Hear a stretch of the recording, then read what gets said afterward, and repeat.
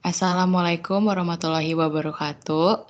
Selamat pagi, siang, sore, atau malam kepada Ibu Vita Fitisia selaku dosen mata kuliah pemasaran jasa kami. Kami dari kelompok 6 akan mempresentasikan hasil kerja kelompok kami, yaitu PT Kereta Api Indonesia. Kelompok kami beranggotakan Kurniawan Hanafi, Nirmala Wasesa, dan saya sendiri Natasha Angel. Next. PT KAI sendiri yaitu PT Kereta Api Indonesia Persero, yaitu perusahaan jasa transportasi yang mengelola jasa perkeretaapian yang dianggap dapat menghindarkan masyarakat dari kemacetan transportasi darat. Nah, PT Kereta Api Indonesia memberikan beberapa kelas pada kereta api, yaitu seperti yang kita tahu, ada kelas ekonomi, terus ada kelas bisnis, dan yang terakhir ada kelas eksekutif. Hal ini dilakukan untuk menyesuaikan keinginan dan kebutuhan pelanggan. Next. Nah, selanjutnya ada sejarah PT KAI. Dimulai dengan pencangkulan pertama munculnya Kereta Api Indonesia, tepatnya di Desa Kemijen, pada Jumat 17 Juni tahun 1864, oleh Gubernur Jenderal Hindia Belanda, Mr. L. A. J. Baron Sloot van de Bijl. Jalur tersebut dibuka hanya pada 3 tahun berikutnya, yaitu pada Sabtu 10 Agustus 1867 sampai tahun 1873 di 3 kota di Jawa Tengah, yaitu yang pertama ada di Semarang, lalu yang kedua ada di Solo, dan yang ketiga ada di Yogyakarta. Pembangunan jalur kereta api juga dilaksanakan selain di Pulau Jawa, yaitu di Aceh pada tahun 1876. Terus ada di Sumatera Utara pada tahun 1889 dan di Sumatera Barat pada tahun 1891. Lalu ada di Sumatera Selatan pada 1914 dan terakhir di Sulawesi pada tahun 1922. Nah, pengambil alihan kantor pusat kereta api di Bandung pada tanggal 28 September 1945. Tentunya ini setelah terjadinya kemerdekaan Indonesia, menandai Hari Kereta Api di Indonesia, serta dibentuk Jawatan Kereta Api Republik Indonesia atau DKARI. Pengambil alihan aset milik Hindia Belanda pada tahun 1950 dilaksanakan dalam bentuk penggabungan antara DKARI dan SS atau Staatspoorwegen dalam bahasa Belanda, menjadi Jawatan Kereta Api atau DKA. Nah, berdasarkan peraturan pemerintah nomor 22 tahun 1963 pada tanggal 25 Mei, Jawatan Kereta Api atau DKA berubah menjadi Perusahaan Negara Kereta Api atau singkatannya PNKA. Nah, pada tahun 1971, pemerintah mengubah struktur PNKA menjadi Perusahaan Jawatan Kereta Api atau PJKA. Nah, pada tahun 1991, PJKA berubah menjadi Perusahaan Umum Kereta Api atau Perumka yang bertujuan meningkatkan pelayanan jasa angkutan umum kereta api. Nah, pada tahun 1998 berubah lagi namanya menjadi Perumka. Dari Perumka berubah menjadi PT Kereta Api Persero. Nah, pada tahun 2011, nama perusahaan PT Kereta Api Persero berubah menjadi PT Kereta Api Indonesia Persero dengan meluncurkan logo baru sebagai wujud tekad baru perseroan menjadi organisasi yang modern. Nah, logonya ini seperti yang kita tampilkan pada saat ini ya. Seperti yang kita tahu juga, logonya ada di pojok kanan atas PPT kami. Nah, PT Kereta Api Indonesia Persero adalah perusahaan milik negara yang mengelola jaringan perkeretaapian di Indonesia serta struktur pendukung baik sarana dan prasarana di Indonesia. Next slide. Nah, berikut ini adalah logo perusahaan yang telah diubah dan telah dipakai sejak tahun 2011. Kita bisa lihat dari bentuknya, terinspirasi dari bentuk rel kereta yang digambarkan dengan garis menyambung ke atas pada huruf A-nya. KI diharapkan terus maju dan menjadi solusi ekosistem transportasi terbaik yang terintegrasi, terpercaya, bersinergi, dan kelak dapat menghubungkan Indonesia dari Sabang sampai Merauke. Nah, dari warnanya sendiri ada perpaduan dua warna yaitu biru tua yang menunjang stabilitas, profesionalisme, amanah, dan kepercayaan diri yang ditambah dengan aksen warna oranye yang menunjukkan antusiasme, kreativitas, tekad, kesuksesan, dan kebahagiaan. Untuk slide selanjutnya akan dijelaskan oleh Nirmala. Oke, selanjutnya visi dan misi PT KAI. Visinya adalah menjadi solusi ekosistem transportasi terbaik untuk Indonesia. Lalu misinya yang pertama, untuk menyediakan sistem transportasi yang aman, efisien, berbasis digital, dan berkembang pesat untuk memenuhi kebutuhan pelanggan. Yang kedua, untuk mengembangkan solusi transportasi massal yang terintegrasi melalui investasi dalam sumber daya manusia, infrastruktur, dan teknologi. Dan yang ketiga, untuk memajukan pembangunan nasional melalui kemitraan dengan para pemangku kepentingan, termasuk memprakarsai dan melaksanakan pengembangan infrastruktur penting terkait transportasi. Next. Oke, di sini ada latar belakang. Transportasi merupakan alat yang digunakan masyarakat untuk melakukan perpindahan dari suatu tempat ke tempat lainnya. Pada zaman seperti sekarang ini, transportasi masih menjadi andalan dan menjadi barang yang dianggap sangat penting untuk melakukan mobilitas. Adanya kebutuhan ini yang menjadikan alasan mengapa pemerintah dan banyak perusahaan bergelut di bidang jasa transportasi untuk melayani para konsumennya. Kemudian pemerintah dalam menangani jasa transportasi mengeluarkan banyak izin untuk transportasi. Hal tersebut dilakukan tidak lain hanya untuk memenuhi kebutuhan masyarakat untuk melakukan perpindahan menuju ke suatu tempat. Nah, PT KAI Persero itu ya perusahaan jasa transportasi yang mengelola jasa perkeretaapian yang dianggap dapat menghindarkan masyarakat dari kemacetan transportasi darat. PT KAI ini memberikan beberapa kelas pada kereta api, yaitu seperti kelas ekonomi, kelas bisnis, dan juga kelas eksekutif. Hal ini dilakukan untuk menyesuaikan keinginan dan kebutuhan pelanggan. PT KAI ini selalu berinovasi agar dapat melayani konsumen serta mengikuti perkembangan zaman seperti sekarang ini.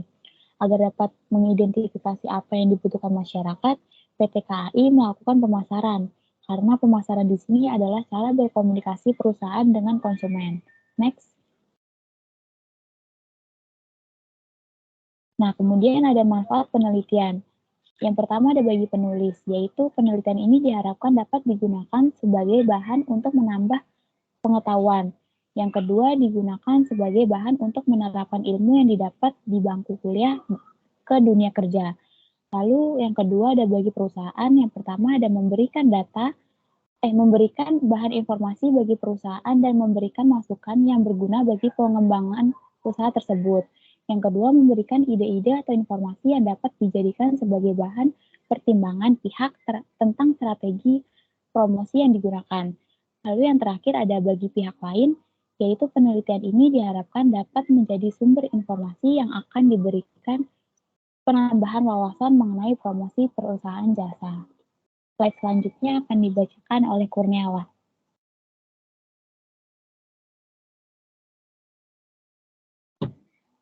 Ya, terima kasih. Selanjutnya ini ada pengertian pemasaran, yang dimana pemasaran adalah suatu proses sosial yang di dalam individu dan kelompok mendapat apa yang mereka butuhkan dan inginkan dengan menciptakan, menawarkan, dan secara bebas mempertukarkan produk yang bernilai dengan pihak lain. Kotler 2002.9. Manajer harus dapat memutuskan berapa biaya yang digunakan untuk pemasaran dan bagaimana cara agar seluruh biaya tersebut dapat menjadi alat dalam bauran pemasaran. Nah, selanjutnya ini ada strategi pemasaran, yang dimana strategi pemasaran adalah pengambilan keputusan-keputusan tentang biaya pemasaran, bauran pemasaran, alokasi pemasaran, dalam hubungan dengan keadaan lingkungan yang diharapkan dan kondisi persaingan. Yang di mana strategi pemasaran ini ada 7 unsur dalam bauran pemasaran, yaitu yang pertama produk. Produk di Kereta Api Indonesia memberikan jasa kepada konsumen untuk melakukan pergian dengan jarak dekat maupun jauh. Dan saat ini Kereta Api Indonesia sudah melayani puluhan ribu sampai ratusan ribu customer yang berpergian dari kota Jakarta sampai ke kota Malang ataupun di kota Surabaya. Selanjutnya ada price. PT Kereta Api Indonesia menawarkan harga yang sangat terendah atau dibilang istimewa untuk pelanggan yang akan berpergian. Nah, apa aja kelas ekonomi yang paling terendah saat ini, yaitu kelas kereta api Bengawan dengan harga range-nya 70 ribuan. Dan kelas paling tertinggi di saat ini, yaitu kereta api eksekutif luxury, sleeper, yang dimana harga tiketnya itu 1.100.000. Dan alhamdulillah banget, Kereta Api Indonesia sangat banyak konsumen untuk memilih di kereta api luxury. Mengapa dari itu? Karena dalam kereta api luxury itu konsumen akan menerima keadaan di kereta itu benar-benar kayak kita tuh tidur di kereta, benar-benar nyaman. Terus mendapatkan servis yang sangat istimewa, yaitu dapat makanan berat itu sekali dan makanan ringan sekali. Dan customer juga mendapatkan minuman yang ada, misalnya kayak kopi, teh, itu disediakan bebas. Mau berapa kali minum itu nggak apa-apa itu. Lalu ada place. Nah, kendaraan umum masal saat ini sudah memberikan kepada konsumen untuk menjangkau kereta jarak jauh, yang di mana KRL Jabodetabek sudah terintegrasi dengan kereta jarak jauh.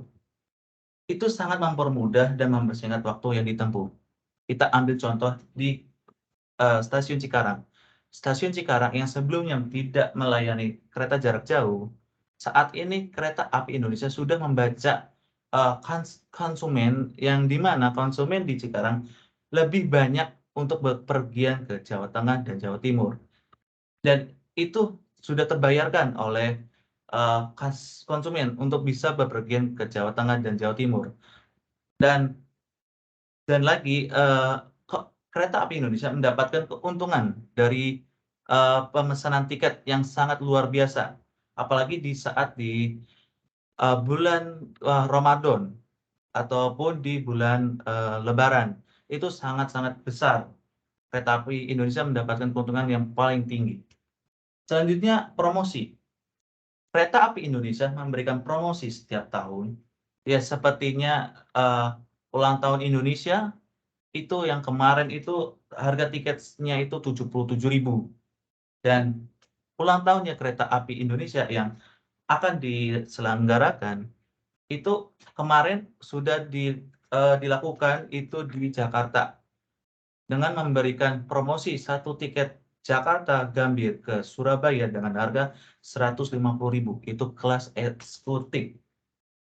Itu secara offline ya acaranya tersebut. Nah, selanjutnya people. PT Kereta Api Indonesia tidak sendirian dalam menjalani bisnisnya, karena KAI di bawah naungannya BUMN dan perusahaan-perusahaan lokal yang ada saat ini. Ini agar menunjang semua akomodasi di Kereta Api Indonesia. Mengapa dengan itu? Karena dengan ada dukungan dari perusahaan-perusahaan lokal, PT Kereta Api Indonesia juga akan mendapatkan rating paling tinggi dari konsumen. Dan banyak konsumen yang sebelumnya menggunakan kendaraan umum yang misalnya bus ataupun mobil pribadi beralih ke Kereta Api Indonesia. Selanjutnya, proses. Pelayanan saat ini, Kereta Api Indonesia sudah memberikan self-service kepada konsumen untuk mencetak tiket dan tidak perlu mengantri panjang lagi, dan pelayanan di dalam kereta api juga ada pramuniaga dan pramuniaga yang lain itu akan selalu membantu konsumen. Apapun konsumen meminta sesuatu akan dilayani dengan baik dan tulus. Selanjutnya, lingkungan fisik. Pelayanan kereta api akan terganggu saat bencana alam yang secara tiba-tiba, dan pelayanan akan mereschedulkan kembali agar pelayanan akan berjalan lancar. Oke, selanjutnya ini ada promosi. Promosi adalah salah satu variabel dalam marketing mix yang sangat penting dilaksanakan oleh perusahaan dalam memasarkan produk sehingga meningkatkan volume penjualan. Yang dimana di sini ada tujuan promosinya. Yang pertama, menginformasikan. Nah, PT Kereta Api Indonesia memberikan informasi kepada pelanggan kalau kereta api saat ini sudah memiliki banyak kelas yang dulunya sedikit, dan saat ini sudah berbagai macam kelas dari ekonomi, bisnis, eksekutif, dan paling tertinggi itu eksekutif luxury sleeper, yang dimana itu paling banyak peminatnya. Nah, yang kedua ini ada membujuk pelanggan.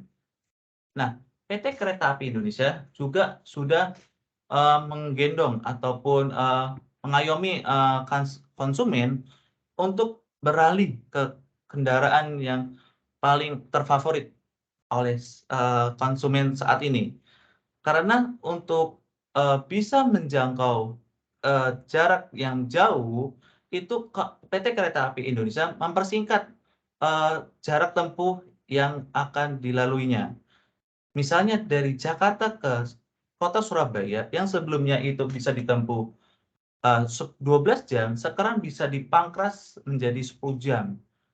Dan satu lagi, dari Jakarta ke Yogyakarta yang sebelumnya bisa 10 jam, sekarang bisa 8 jam. Bisa kembali lagi, itu juga saat ini yang paling cepat itu 6 jam doang. Itu paling cepat untuk saat ini. Nah, selanjutnya ada remaining, yang dimana PT Kereta Api Indonesia akan memberikan informasi yang lebih penting kepada konsumen agar selalu ingat untuk melakukan perjalanan itu di Kereta Api Indonesia. Selanjutnya, strategi promosi.